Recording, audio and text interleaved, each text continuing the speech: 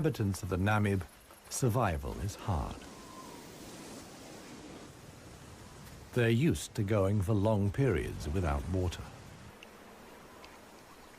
Many get liquid from their food or know secret sources of water.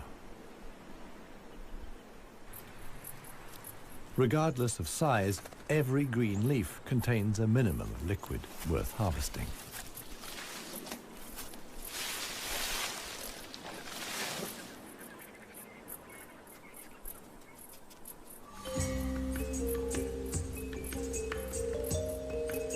Outside the dry river valleys, there is scarcely any vegetation.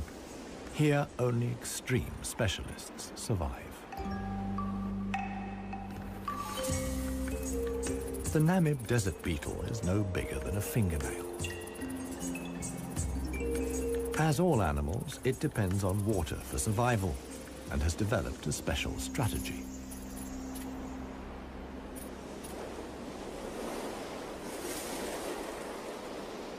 Even the tiniest traces of dampness in the air condense on its carapace. In time, a drop forms, which then flows directly into the beetle's mouth.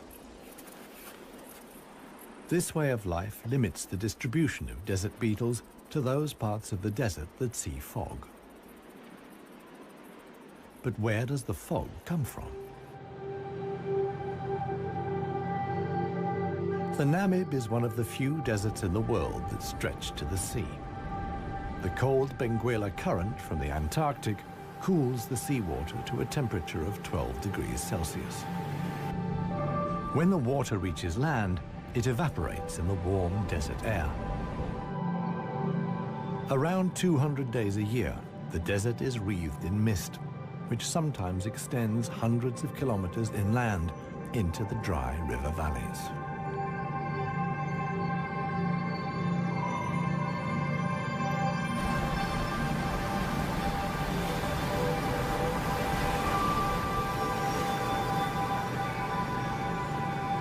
The Benguela current doesn't only bring fog, it's also rich in fish.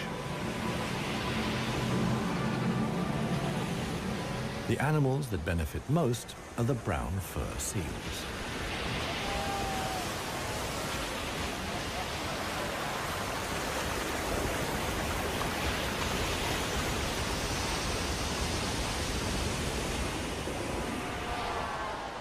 Their colonies are often home to 100,000 animals.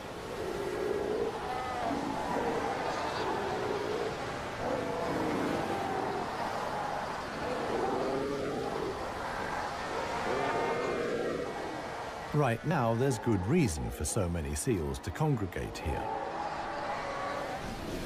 The mating season is just beginning.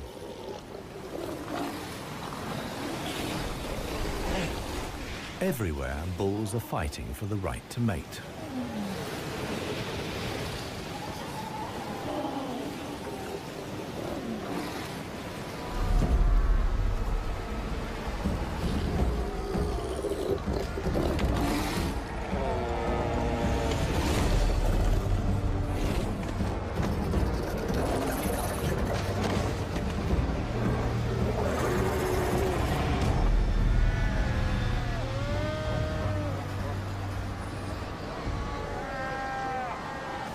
The strongest conquer a whole harem and then have their flippers full.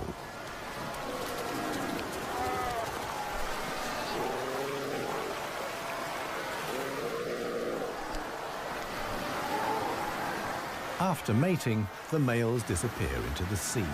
They're not involved in bringing up the young. The fog sometimes penetrates as far as the Huanup Valley.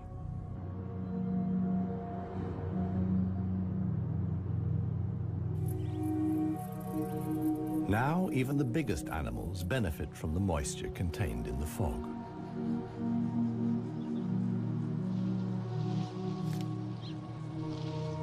Jappy and his brother can take on a lot of liquid from the drops of dew on the plants they eat. This allows the elephants to go without water for up to 4 days at a time. The pair are still on the move together. this will soon change.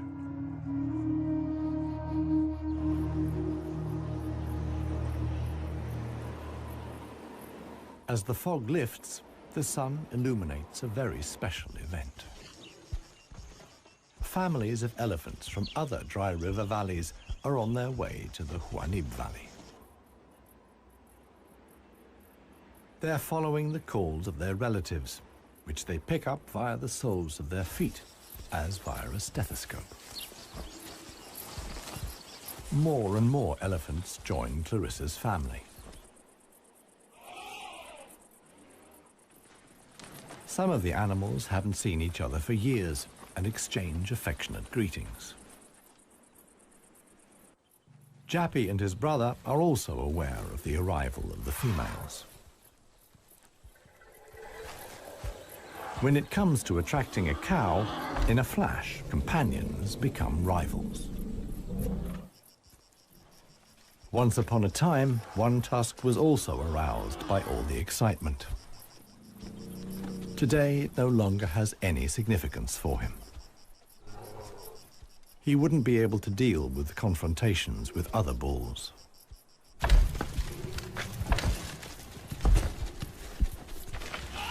His sons and grandsons, on the other hand, are very excited. For them, it's important to make the most of the female's willingness to mate and prevent others from taking advantage. In the end, however, Jappy only manages to achieve his goal by means of a trick. He abducts the alpha cow, Clarissa.